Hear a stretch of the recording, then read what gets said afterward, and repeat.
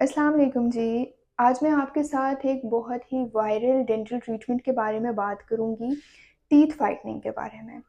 सो सबसे पहले तो आपको पता होना चाहिए कि टीथ व्हाइटनिंग का जो प्रोसीजर है वो क्या होता है।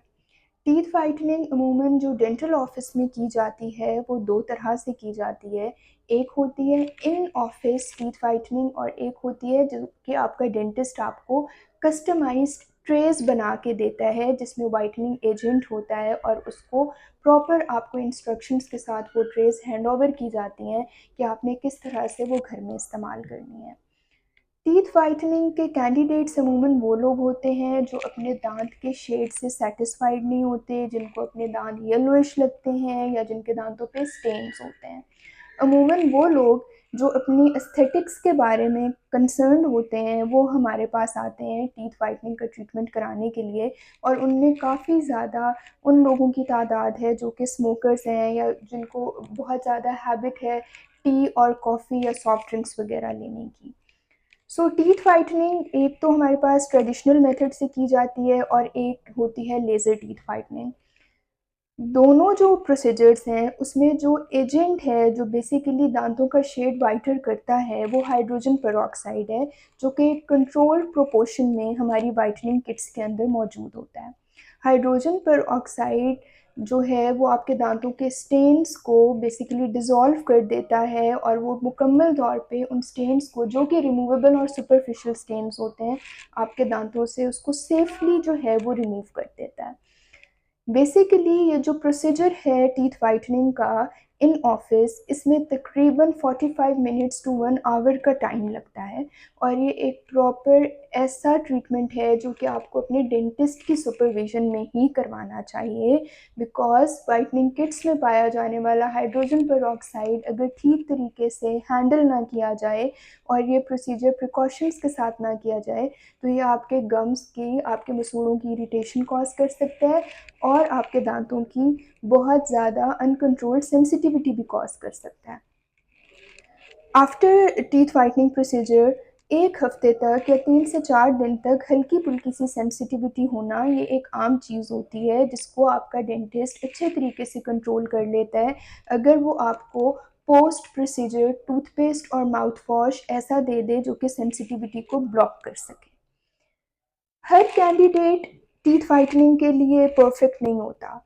ऐसे लोग जिनके दांतों में कोई जेनेटिकली ऐसी प्रॉब्लम है, कोई फ्लोरोसिस है या कोई ऐसे स्टेन्स हैं जो कि टीथ व्हाइटनिंग से रिमूव नहीं हो सकते, तो उनको हम डायरेक्टली बता देते हैं कि आपका ये इश्यू लेज़र टीथ व्हाइटनिंग से कवर नहीं हो सकता और अगर आप नहीं हैं सैटिस्फाइड अपने दांतों के कलर से या इन स्टेन से, तो फिर हम उनको वेनियर्स का या स्माइल मेकओवर का ऑप्शन देते हैं।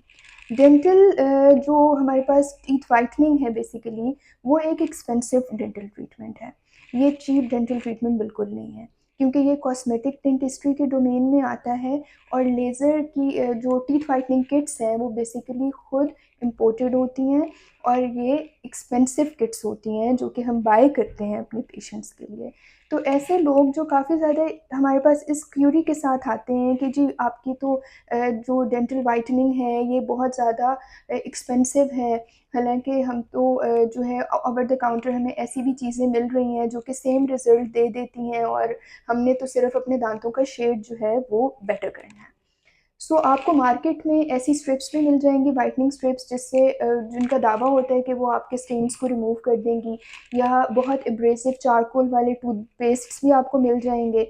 और बहुत सारे पेशेंट्स तो ऐसे होते हैं कि जिनके पास ऐसी-ऐसी होम रेमेडीज़ होती हैं जो कि लेमन को और सॉल्ट को मिक्स करके अपने दाँतों पे लगाते हैं, बेकिंग सोडा और लेमन को मिक्स करके लगा रहे होते हैं या सॉल्ट को प्रॉपर रब कर रहे होते हैं अपने दाँतों के ऊपर।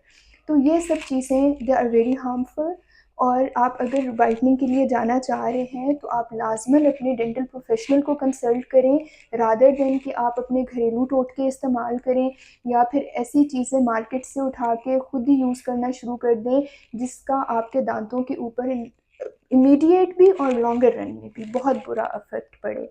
क्योंकि ऐसे जो भी टोटके किए जाते हैं उससे वक़्ती तौर पे दाँत तो सफ़ेद हो जाते हैं, लेकिन वो आपका जो सबसे इम्पोर्टेंट और सबसे टफ़ेस्ट बैरियर है आपके दाँत का इनेमल, उसको ही ब्रेक कर देता है, प्रॉपर उसको डैमेज कर देता है। और इसके साथ साथ आपके गम्स की रिसेशन या गम्स की इरिटेशन भी कॉज करता है। तो ऐसे कोई भी क्विक और चीप फिक्स की तरफ मत जाएं।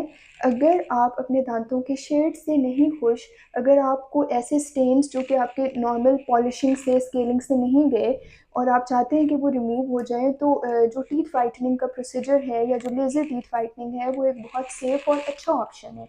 Yes, this is an investment, क्योंकि अगर आप अपनी ओवरऑल स्माइल को बेटर करना चाहते हैं, आप अच्छे तरीके से अपने दांतों के शेड को बेटर करना चाहते हैं, तो ये एक सेफ ऑप्शन है। डेफिनेटली ये एक एस्थेटिक का प्रोसीजर है, तो ये एक्सपेंसिव होता है, लेकिन आप एक ऐसे चीप फिक्स की तरफ मत जाएं जो कि बाद में आपके दांतों के लिए इतना डैमेजिंग हो जाए कि उस डैमेज को करेक्ट करने के लिए आपको बहुत सारे पैसे जो हैं आपके वो वेस्ट हो जाएं। सो टीथ वाइटनिंग का जो इफ़ेक्ट है वो इमीडिएटली चेयर साइड आपको मिल जाता है। और हमेशा टीथ वाइटनिंग से पहले अपनी स्केलिंग पॉलिशिंग लाजमन कराएं, क्योंकि जब आपके दांत क्लीन होंगे तो तब भी आपका वाइटनिंग एजेंट जो है वो प्रॉपरली पेनिट्रेट करेगा और अपना जो इफ़ेक्ट है वो दिखाएगा। लेज़र टीथ वाइटनिंग या कन्वेंशनल टीथ वाइटनिंग के बाद मैं अपने पेशेंट्स को लाजमी कुछ पोस्ट ऑप जो है वो इंस्ट्रक्शंस देती हूँ, जिसमें सबसे इम्पॉर्टेंट ये है कि जो लोग वाइटनिंग करा लेते हैं दांतों की, उनको हम स्ट्रिक्टली कहते हैं जी कि आप जो है वो कलर्ड जो फूड है वो मत इस्तेमाल करें, जिसमें भी फूड कलर है, जिसमें भी फूड स्टेन्स हैं, ऐसी चीज़ों का इस्तेमाल मत करें। कोल्ड ड्रिंक्स जो हैं या जो कार्बोनेटेड ड्रिंक्स हैं उनका इस्तेमाल मत करें। अगर आप चाय या कॉफ़ी इस्तेमाल कर रहे हैं तो उसके बाद अपना जो है माउथ को रिंस ज़रूर कर लें। और अगर आप इन सब चीज़ों को मेंटेन करेंगे या वो हैबिट्स छोड़ेंगे जैसे कि स्मोकिंग वगैरह, जो कि आपकी टीथ के ऊपर स्टेन कर रहे थे, उस पे धब्बे बना रहे थे, तो डेफिनेटली आपकी वाइटनिंग का इफ़ेक्ट सालों तक भी मेंटेन हो सकता है। और अगर आप ख्याल नहीं रखेंगे तो आपके डेंटिस्ट ने चाहे जितनी भी अच्छी आपकी टीथ वाइटनिंग की हो और आप अपने उन्हीं हैबिट्स को अगर दोबारा चले जाएंगे वापस, तो आपकी जो वाइटनिंग का इफ़ेक्ट है वो बहुत जल्दी ख़त्म भी हो जाएगा और आपको दोबारा फिर ये होगा कि हमें जी अब दोबारा वाइटनिंग करानी है और हमारे तो दांत जो हैं वो दोबारा से पीले हो गए हैं। सो जो भी आप ट्रीटमेंट कराएं इसकी मेंटेनेंस बहुत लाजमी होती है, ताकि आपकी पॉकेट पे भी ये सेफ़ रहे और आपके दांत भी ज़्यादा टाइम तक के लिए अच्छे शेड में मेंटेन रहें। सो लेज़र टीथ वाइटनिंग एक सेफ़ प्रोसीजर है। 17 ऑनवर्ड्स लोगों के लिए रिकमेंडेड है, इवन 16 ईयर्स में भी रिकमेंडेड है और इसकी कोई भी साइड इफ़ेक्ट्स नहीं हैं। हाँ, जिन लोगों में ऐसे कोई गम रिसेशन हो या उनके दांतों में बहुत ज़्यादा डैमेज हो, तो उन लोगों को हम बिल्कुल भी रिकमेंड नहीं करते कि वो जो है टीथ वाइटनिंग या लेज़र टीथ वाइटनिंग की तरफ जाएँ। हम पहले ये कहते हैं कि जहाँ पे प्रॉब्लम है उसको फिक्स करें, फिर कॉस्मेटिक्स की तरफ आप बाद में आएँ।